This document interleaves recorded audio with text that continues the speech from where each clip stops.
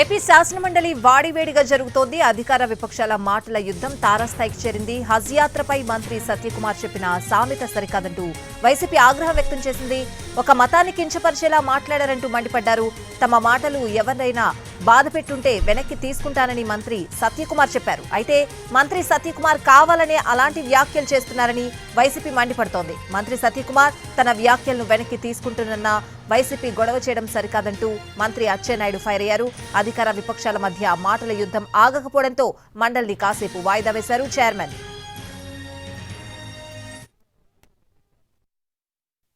చౌచూహా కాకే బిల్లి హజ్ నికలా అని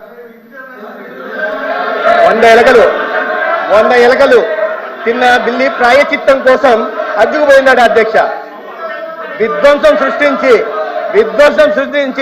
8,840 కోట్లు ఖర్చు పెట్టాల్సి ఉంటే కేవలం 1,400 కోట్లు మాత్రమే ఖర్చు పెట్టి ఈ రాష్ట్రంలో వైద్య విద్య చదవాలనుకున్న పేద కళలను ఛిద్రం చేసిన వాళ్ళు ఇవాళ మళ్ళీ అడుగుతున్నారు. పార్లమెంట్ పరంగా ప్రతిపక్షం అంటే మాత్రం ఇవాళ ఈ దేశంలో ఉంటున్న 20 కోట్ల మంది ముస్లింలకు క్షమాపణ చెప్పాలి అధ్యక్ష. హజ్ యాత్ర అనేది పవిత్రమైన యాత్ర ఏ రకంగా అన్పార్లమెంటరీ అవుతుందో వాళ్ళు చెప్పాలి అధ్యక్ష. హజ్ యాత్ర అన్పార్లమెంటరీ ఏ రకంగా అవుతుందో చెప్పాలి అధ్యక్ష. హజ్ యాత్రలో ఏదైనా అన్పార్లమెంటరీ అనిపిస్తే వాటిని వెనక్కి తీసుకోవచ్చు అధ్యక్ష.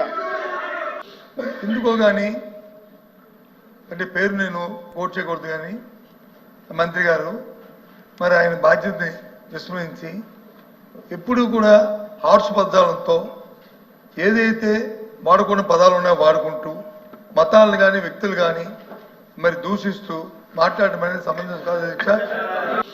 ఎందుకో కానీ ఎవరిని కించపరచలేదు. ఒకవేళ మంత్రి గారు ఆ మాటకి మీరు బాధపడి ఉంటే నేను వెనక్కి తీసుకుంటున్నానని గౌరవంగా చెప్తే మీరు ఒక మతానికి కించపరిచారు, ఒక కులానికి కించపరిచారు. లేని మాటలు మీరు అంటుంటే ఎలాగ మాకు ఊరుకోమంటారు? ధర్మమా? ఏమన్నారు ఆయన? ఏమన్నారు? తప్పులు చేసిన వాళ్ళు హజ్కెళ్ళినా కాశీకెళ్ళినా తప్పులన్నీ పోతాయని వెళ్తారని చెప్పి సామెత ఒకటి చెప్పారు. ఆ సామెత